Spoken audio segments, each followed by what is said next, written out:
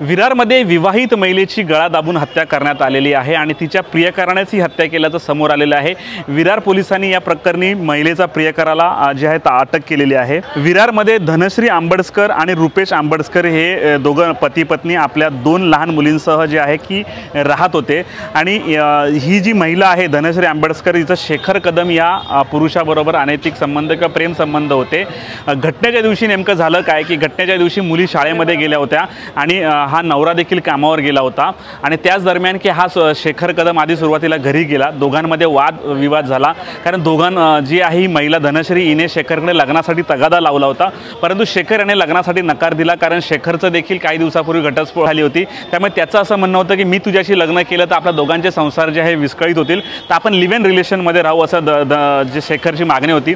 परंतु लग्नाच्या विषयावरून दोघांमध्ये वाद झाला। सुरुवातीला शेखरने तिला मारहाण केली आणि या मारहाणीमध्ये धनश्रीला मोठ्या प्रमाणावर आहे की दुखापत झाली आणि त्याच वेळेला तिला चक्कर आली, तिचे डोळे देखील गरगरू लागले। ताबडतोब शेखरने धनश्रीला बाजूच्या रुग्णालयामध्ये नेलं आणि डॉक्टरांनी तिला स्टेबल केलं आणि पुन्हा घरी आले। त्याने पुन्हा एकदा तिला साडीच्या सहाय्याने गळा आवळला आणि असा बनाव आखला की तिला पुन्हा काहीतरी झाले। पुन्हा डॉक्टरला कॉल केला आणि डॉक्टरांनी एक नर्स घरी पाठवली। त्यावेळेला जे गळ्यावर वार दिसले आणि तात्काळ जे आहे की डॉक्टरांनी विरार पोलिसांना सांगितलं। विरार पोलिसांनी शेखर कदमला सध्या अटक केलेली आहे। आज दुपारी त्याला न्यायालयामध्ये हजर करण्यात आलेलं आहे। परंतु आता विवाहबाह्य प्रेमसंबंध ह्या टोकाला जाऊन पोहोचतात हे या घटनेवरून समजतंय, कारण धनश्रीने जे आहे की लग्नाचा तगादा लावला होता आणि शेखरला जे आहे की लग्न करायचं नव्हतं, परंतु ह्या दोघांच्या भांडणामध्ये जे आहे की एका महिलेचा जीव गेला। आता त्यामुळे ह्या 2 लहान मुलींचा देखील डोक्यावरचं मातृत्वाचं छत्र देखील हरपलेलं आहे। पोलीस सध्या नेमके या संपूर्ण प्रकरणात काय म्हणतात आणि डॉक्टरांनी काय माहिती दिली आपण ऐकूयात। यामधील जी मयत महिला आहे ती तिचे प्रियकर्तीचा तिच्या घरी आला होता।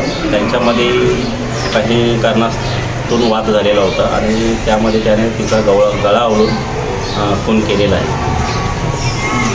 सर, त्यांचे कधीपासूनचे संबंध होते आणि काय कारण होतं मारण्याचं अजून तपासामध्ये निष्पन्न व्हायचं आहे। त्यांच्यामध्ये काय वाद कशामुळं वाद होते, 4-5 वर्षापासून यांचे प्रेम संबंध होते अशी माहिती प्राथमिक तपासामध्ये निष्पन्न झालेली आहे।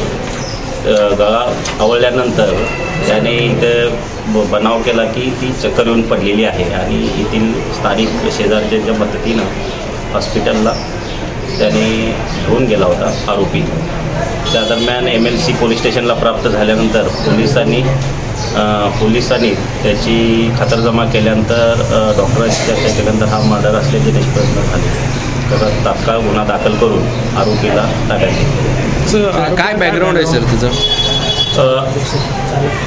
रिक्षा चालक आहे आणि या मयत महिलेशी त्याचे प्रेम संबंध। आपल्याकडे काय गुन्हा दाखल सर? 302 प्रमाणे IPC 302 प्रमाणे गुन्हा दाखल केला। आरोपी अटक आहे? आरोपी ताब्यात आहे, अटक केलेला आहे। त्याला कुठून अटक केलं सर? त्याने बनाव केला होता, त्यानंतर कसं अटक? स्पॉटवरूनच त्याला ताब्यात घेतलेलं आहे। ठीक आहे। मला काल साधारण 4:15 वाजता व्हिजिटसाठी कॉल आला, तर फोनवर सांगण्यात आलं की मला पेशंटला चक्कर येत आहे, तर घरी आलं आहे। मी बोललो की हां ठीक आहे, एक अर्धा-2 तासात देतो। तर ठीक आहे बोलली। परत 10 मिनिटात कॉल आला, सर प्लीज जरा लवकर याल काय की नंतर हॉस्पिटलला घेऊन जाऊ। म्हटलं बघा ते हॉस्पिटलला नेत असेल तर घेऊन जा, मला तर एक साधारण अजून 15-1 मिनटं जातीलच येत। तर ती बोलली ठीक आहे सर कळवते। कारण आणखी डिस्कस करून तिचा पुन्हा फोन आला की सर ठीक आहे या तुम्हीच या। मग मी आपलं एक 10 मिनिटात साधारण 5:30 वाजेपर्यंत घटनास्थळी पोहोचलो। तर बघता क्षणी सोसायटीतले सगळे लोक त्या ठिकाणी जमा झालेली होती। कोणती सोसायटी होती sir? Saidham society, Saidham A 4th floor. तर पेशंट जरा बेशुद्ध अवस्थेत पडलेली होती, परंतु डोळे मिचमिच करणं, ओठ अशा करणं वगैरे ह्या तिच्या मुवमेंट चाललेल्या होत्या, रिफ्लेक्सेस ॲक्टिव्ह होते तिचे। तर त्या दृष्टीने मी संदर्भित इंजेक्शन दिलं आणि मी थोडं कॉन्फिडंट होतो की 10-15 मिनिटात उठून बसेल म्हटलं। आणि त्यानंतर तिला 7 वाजता क्लिनिकला घेऊन या, मी क्लिनिकलाच आहे, किंवा तसं काय वाटलं मला अर्ध्या तासाने फोन करा, जे काय असेल ते बघूयात। तर 5:30 नंतर मी घरी आलो पुन्हा। त्यानंतर नॉर्मली मी रुटीनली 6 वाजता माझ्या क्लिनिकला आलो. मला 6:30 वाजता पुन्हा त्याच पेशंटचा कॉल आला की सर जरा प्लीज याल का पुन्हा. म्हटलं काय झालं, अजून उठली नाही ती. नाही म्हणे तिचा आता उठली होती पण आता श्वास पण लागत नाही तिचा, असं तसं, जरा प्लीज बघून जाणार. मग मी विचार केला की आता जर कदाचित डेथ झालेली असणार तर मी घरी जाऊन काय करणार ना. तर मी सिस्टरला पाठवलं ECG मशीन घेऊन. ECG मशीनमध्ये थोडा ब्रॅडिकार्डिया होता आणि ऑलमोस्ट ती डेथच्याच कतारमध्ये होती.